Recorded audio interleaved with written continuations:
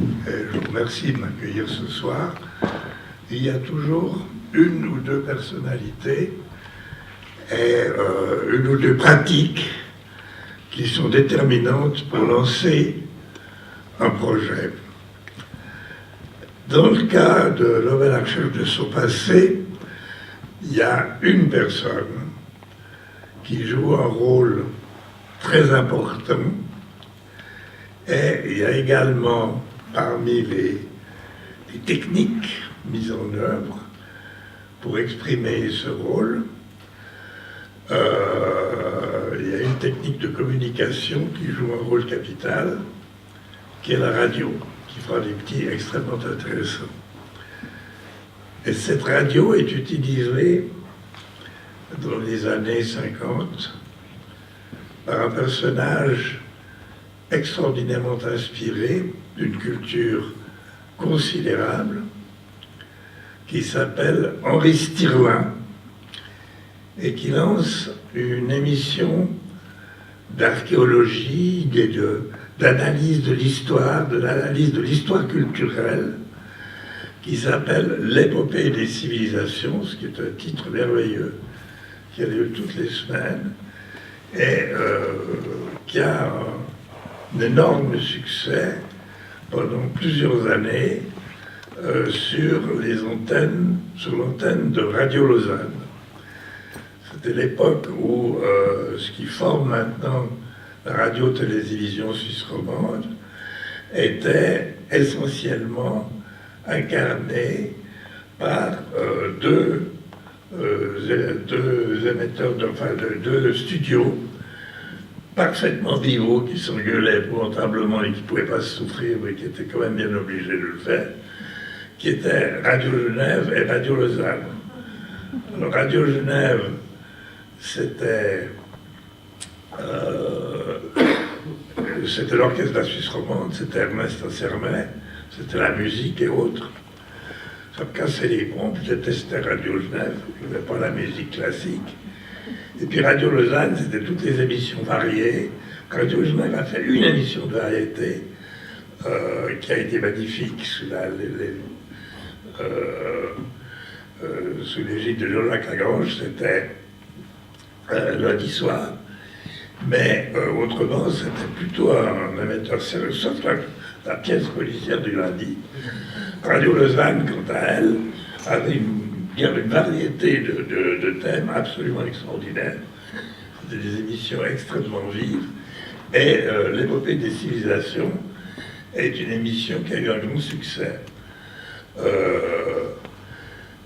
Stirling savait s'entourer des collaborations les plus extraordinaires et il a amené devant son micro des personnages tout à fait extraordinaires. Je vous citerai simplement le premier interlocuteur qu'il a eu.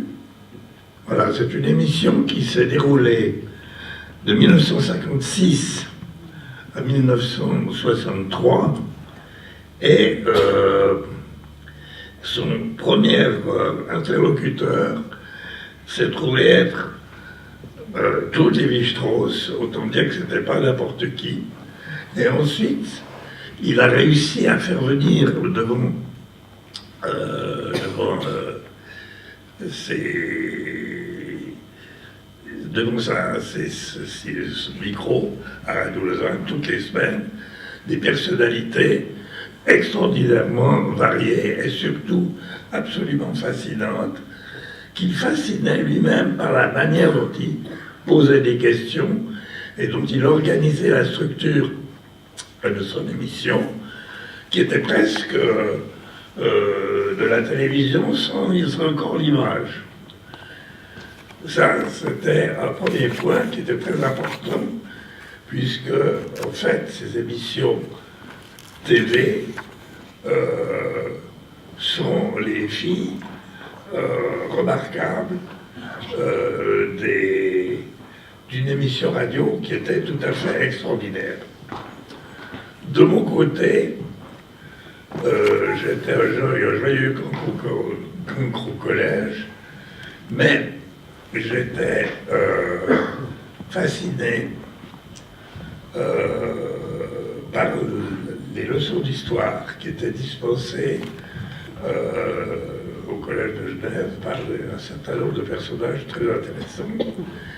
Et il y a une chose qui m'a simplement bouleversé dans ma vie, c'est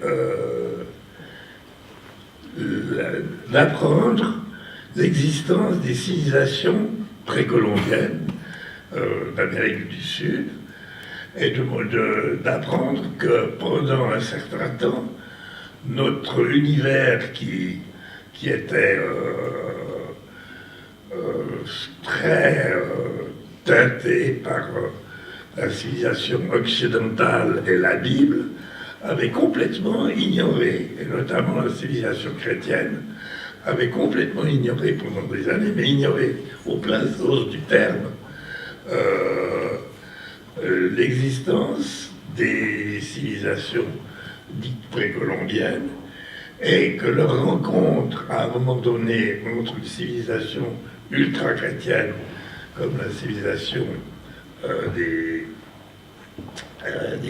colonisateurs hispaniques et les gens qu'ils ont rencontrés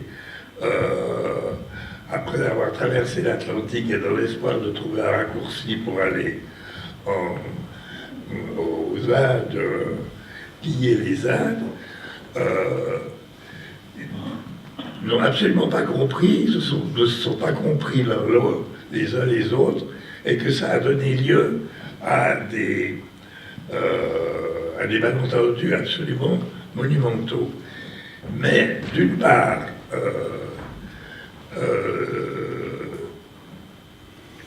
tant Maurice Stirling, de son côté, que moi de l'autre, avons été complètement captés à ce moment-là par la découverte de populations et de modes de vie dont on constatait qu'on avait pendant très longtemps ignoré leur existence et jusqu'à les nier. Henri Stirling était un admirateur absolu de la civilisation égyptienne. Henri Stirling était né en Égypte, où ses parents, sa mère était cantatrice, et son père, Henri Stirling Vallon, était un compositeur, un chef d'orchestre, qui brillait devant la société du Caire, la bonne société du Caire, de la fin du 19e siècle et du début du 20e siècle, et surtout du début du 20e siècle. Et c'est vrai qu'il y avait une vie cosmopolite au Caire, auquel les parents de Henri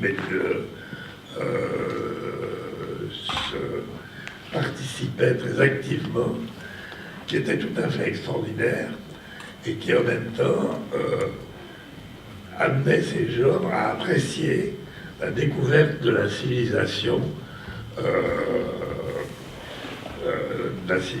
égyptienne telle qu'elle s'accomplissait depuis plusieurs années, plusieurs décennies, et notamment après la découverte faite par Champollion, la description de le déchiffrement de l'écriture égyptienne. Et Henri Stirling est né à Alexandrie. Donc Alexandrie, c'était la grande ville de la civilisation égyptienne. La civilisation égyptienne avait et a toujours ceci d'absolument remarquable, que c'est la plus longue civilisation de l'histoire qu'on connaisse, puisqu'il s'est passé autant de temps entre le début et la fin, plus il s'est passé davantage de temps entre le début et la fin de la civilisation égyptienne, entre la fin de la civilisation égyptienne et nous. Et Henri, par ce fait-là, a été absolument fasciné par la civilisation égyptienne, ce qui s'est aussi teinté de regret parce que son état de santé de nourrisson a mal supporté le climat de l'Égypte, et ça a contraint ses parents à déménager et à venir se réfugier en Suisse, qui était leur pays d'origine. Mais il est clair que Mongry a trouvé des traces à plusieurs reprises en Égypte de Stirling qui avait fait des travaux de recherche en Égypte. Notamment, il me racontait toujours qu'il avait fait un rétablissement au sommet de la pyramide de Khéops et qu'il était tombé sur un graffiti où il avait marqué Stirling. Donc il y avait une fascination naturelle et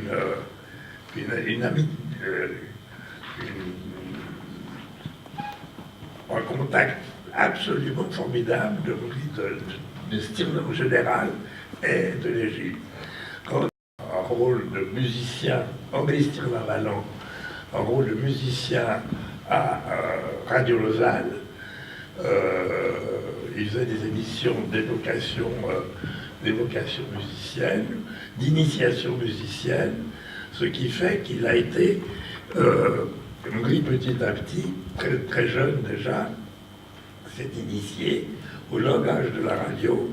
Quant à sa mère, elle a très souvent chanté sur les antennes de Radio Lausanne, et c'est comme ça que Henri Stirling, dès qu'il en a eu le temps, s'est mis à exprimer une passion pour la civilisation égyptienne qu'il a manifesté admirablement dans la série L'épopée des civilisations. De mon côté, la découverte, l'émergence des civilisations précolombiennes m'a complètement fasciné aussi, m'a absolument bouleversé. C'est incompréhensible, qu'on puisse ignorer à ce point une population extrêmement vaste au développement technique tout à fait extraordinaire par rapport à ce qu'on pouvait connaître en Europe, est une chose qui m'a complètement fasciné. Ce qui fait qu'au beau jour, nous nous sommes retrouvés, Henri Stirling et moi, dans le bureau de Madame Marthe, qui était la secrétaire du patron de la télévision suisse de l'époque, René Schenker. On s'est retrouvés tous les deux dans le bureau de cette secrétaire, en se disant qu'est-ce que tu viens, comment va? J'avais travaillé avec Henri sur un festival qui exprimait les talents de jeunes intellectuels genevois. Ça s'appelle le Festival des Sept. J'avais l'occasion de le connaître comme ça. Lui, je l'ai connu en tant que poète. Mais enfin, on s'était connus et on s'appréciait beaucoup. Et c'est un festival dans lequel il y avait aussi Michel Souter. Donc on était là un petit groupe d'intellectuels genevois qui se voulaient. Et on s'est retrouvés, donc Henri et moi, dans le bureau de Madame Marthe, en se posant la question, qu'est-ce que tu viens faire ici? Et puis, on s'est dit réciproquement, je présentais un projet d'émission de télévision. Lui venait présenter une adaptation de l'épopée des civilisations, et de mon côté, j'avais mitonné avec le musée d'ethnographie de Genève qui dirigeait qui avait en son sein la Société suisse des américanistes, qui faisaient un travail formidable. J'avais concocté avec eux un projet d'émission sur les civilisations précolombiennes. Et voilà pourquoi on s'est expliqué sans se bagarrer. Au contraire, on trouve ça extrêmement intéressant. Simplement, on a demandé à la secrétaire de Schenker de bien vouloir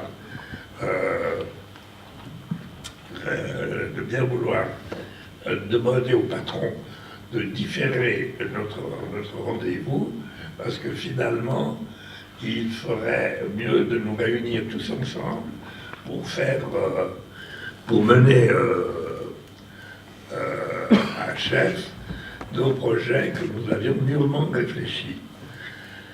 Et c'est la raison pour laquelle nous avons travaillé sur le principe d'adaptation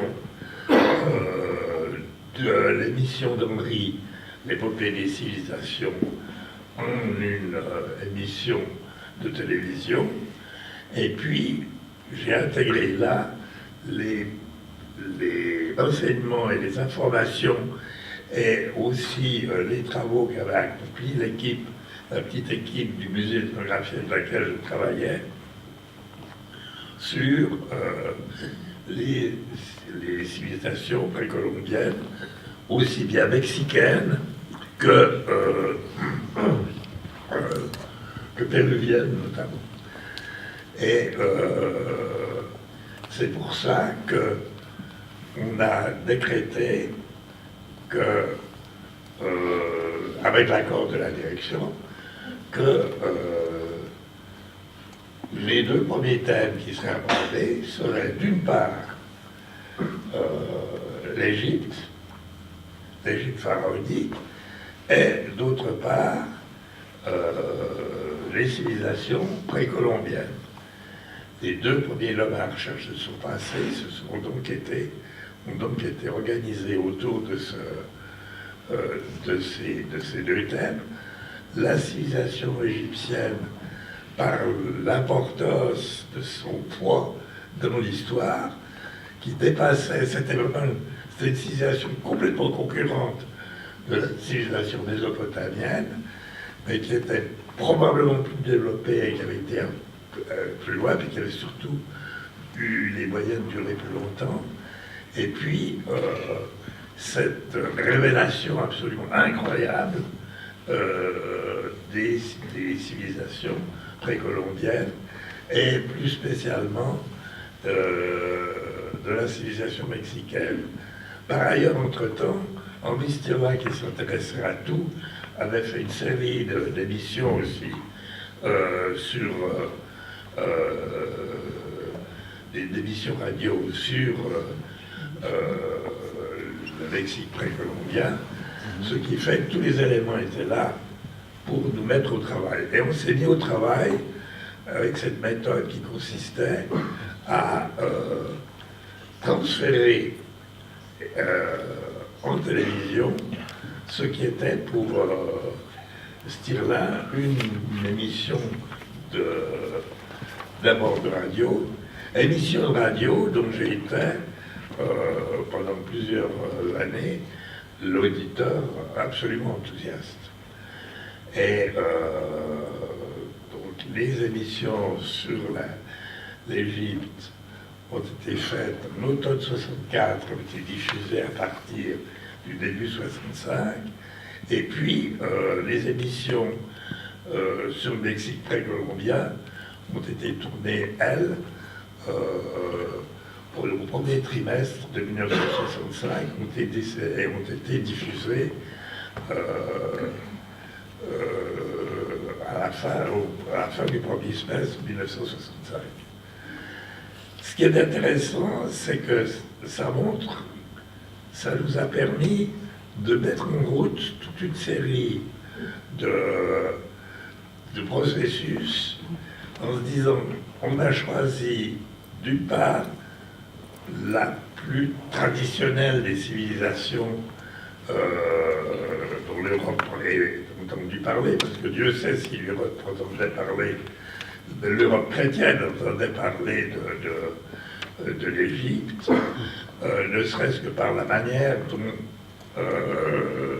les chrétiens considéraient la civilisation égyptienne, la civilisation pharaonienne, tout cet extraordinaire mélange de sentiments. Et puis, le malentendu, ce qui était intéressant au XXe siècle, le malentendu d'une Europe complètement éberluée devant les civilisations précolombiennes. Après, alors, nous avons, c'est ce que raconte ce livre, nous avons essayé de mettre en valeur un certain nombre de thèmes en utilisant les techniques que nous avions choisies pour adapter ces émissions de radio en émissions de télévision. Et puis, il fallait tenir compte aussi des impératifs de l'époque. Par exemple, nous avons eu l'occasion, peu après, une fois que nous avions terminé les émissions sur le Mexique, d'entrer en contact avec une série d'intellectuels khmers, cambodgiens, qui nous ont incités à venir travailler à Phnom Penh et dans leur pays. C'était tout à fait passionnant, encouragé en ceci par Samdech Norodom Sihanouk. Et puis, nous nous étions dit aussi que certaines zones d'ombre des civilisations européennes méritaient de nous pencher aussi sur leur réalité. Et nous avons abordé le problème extraordinairement fascinant des Étrusques. J'en profite aussi pour dire une chose, c'est que quand nous avons travaillé avec les grands archéologues mexicains, pour les 3 films que nous avons faits sur le Mexique en 1965, nous en étions encore, et vous le verrez dans le film sur les Mayas que vous allez voir, nous en étions encore à une époque où l'écriture maya n'était pas déchiffrée. Sauf, et ça c'est complètement génial, parce que aussi la civilisation maya était une civilisation techniquement néolithique. Ils en étaient restés au stade néolithique. Ils n'avaient pas la roue, ils n'avaient, au point de vue des bêtes de somme, c'était extrêmement limité. Mais par contre, ils avaient développé une mathématique qui leur permettait d'avoir des observations astronomiques un dixième de jour plus précises que les observations que faisait l'Europe couramment avec ses plus grands astronomes. C'est complètement fascinant, des choses comme ça, de voir une civilisation très démunie matériellement en apparence, mais qui développe une capacité intellectuelle dans certains domaines tout à fait extraordinaire. Et alors on a ensuite développé des séries. Il y a eu le vœu, il y a eu 4 séries en noir et blanc, avec des interviews et des participations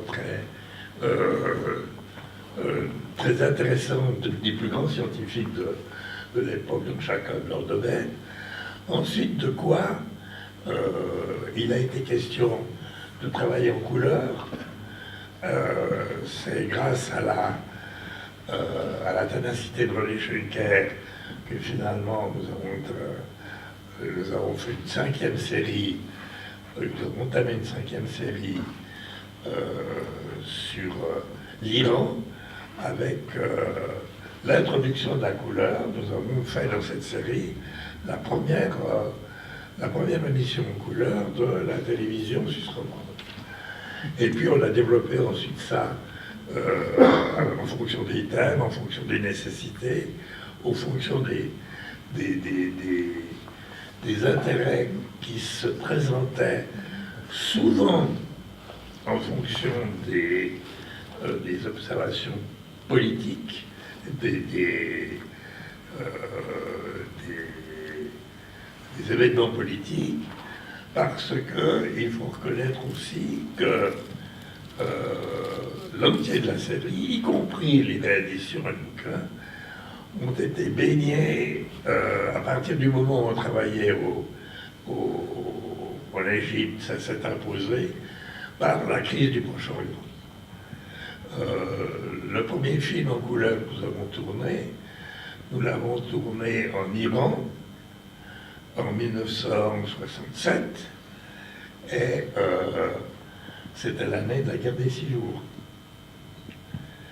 Et c'était quand même tout à fait assez extraordinaire. 68, nous sommes au Proche-Orient. Liban, Syrie, Jordanie. Avec le Liban, ça se passe bien. C'est le Liban qui, en principe, dirigeait tout. Mais la Syrie nous a créé des difficultés pour tourner à Palmyre. Et nous avons dû ruser pour finalement y tourner. Stirling était allé tout seul à Palmyre pour tourner.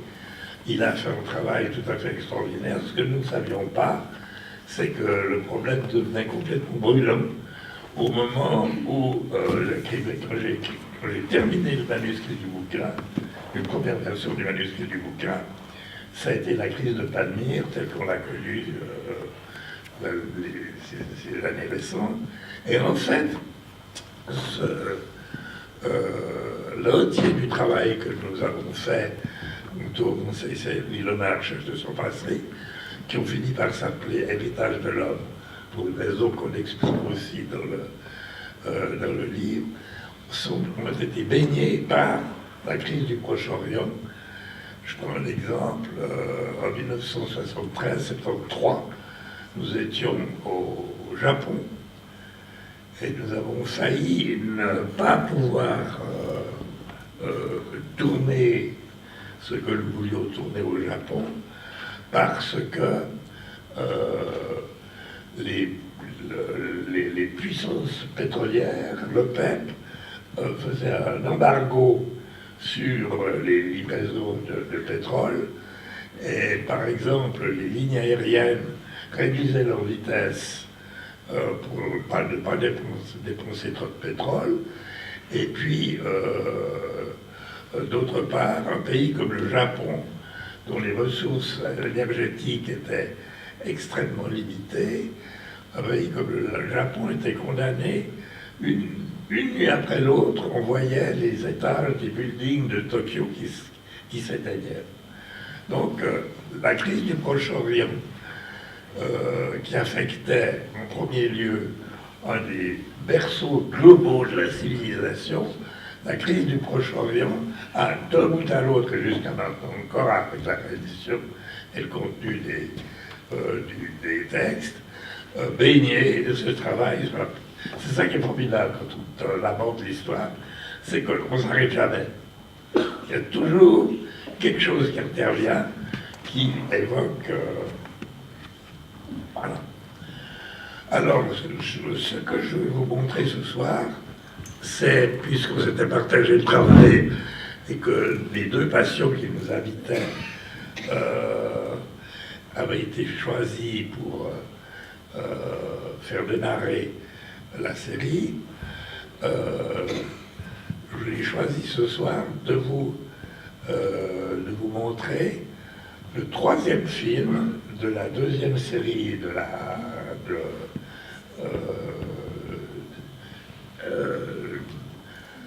le deuxième cycle de la série Le Marche de son passé, sur le Mexique précolombien, avec sa civilisation phare, dans une certaine mesure, qui était aussi importante que la civilisation grecque par rapport à l'Europe, c'est-à-dire les fabuleux Mayas. Voilà. Alors, on va voir ça pour en discuter, en parler un petit peu. Et puis, d'autre part, alors, il y a une vente à la sortie, à l'issue de cette projection, un certain nombre d'exemplaires du livre L'homme à la recherche de son passé, admirablement édité par les éditions Il Folio, qui ont fait un travail formidable. La télévision y a pris part aussi, une part très active, dans la mesure où la totalité de l'illustration du livre est faite de photogrammes, c'est-à-dire d'images extraites des films eux-mêmes. Donc vous avez en marge des colonnes de textes qui expliquent comment se fabriquer les éditions, vous avez des images qui sont le reflet exact des images que nos opérateurs ont tournées pour nous. Alors voilà, si vous voulez bien, on va se préoccuper des Mayas, qui à mon avis en valent la peine. C'est une des civilisations les plus fascinantes qui a été développée par l'humanité.